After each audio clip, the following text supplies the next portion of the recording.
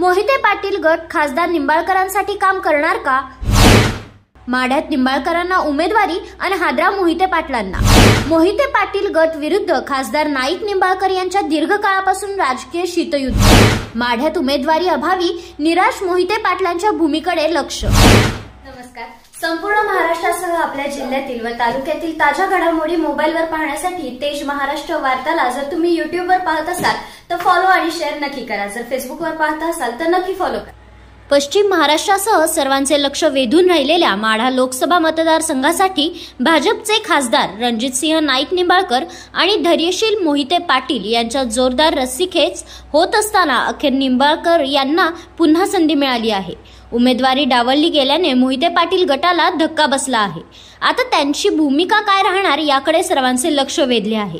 2019 साली संजय मामा शिंदे यांनी मोहिते पाटील परिवार भारतीय जनता पार्टीमध्ये गेल्याने त्यांनी राष्ट्रवादी काँग्रेसमध्ये प्रवेश करून माढा लोकसभा मतदारसंघासाठी उमेदवारी आणली होती। पण त्यावेळी मोहिते पाटील परिवारांनी भाजपला दिलेल्या शब्दानुसार माळशिरस तालुक्यातून भारतीय जनता पार्टीचे उमेदवार रणजितसिंह निंबाळकर यांना तब्बल 1,13,000 इतके मताधिक्य दिले होते।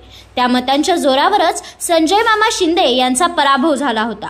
भाजपचे उमेदवार खासदार रणजितसिंह नाईक निंबाळकर यांनी मागील काही काळापासून मोहिते पाटील घराण्याच्या राजकीय शत्रूंशी जवळीक केली। इतकेच काय, कृष्णा भीमा स्थिरीकरणाच्या योजनेच्या मोहिते पाटील घराण्याच्या महत्त्वाकांक्षी योजनेचे राजकीय क्रेडिट घेण्याचाही प्रयत्न केला आहे। यामुळे मोहिते पाटील गट विरुद्ध खासदार नाईक निंबाळकर यांच्या दीर्घकाळापासून राजकीय शीतयुद्ध जिल्ह्याने पाहिले आहे। आता अशा परिस्थिती आगामी लोकसभा निवडणुकीसाठी भाजपने पुन्हा खासदार नाईक निंबाळकर यांना उमेदवारी दिल्याने त्यांचे काम मोहिते पाटील गट करणार का याबाबत नागरिकांमध्ये उत्सुकता निर्माण झाली आहे।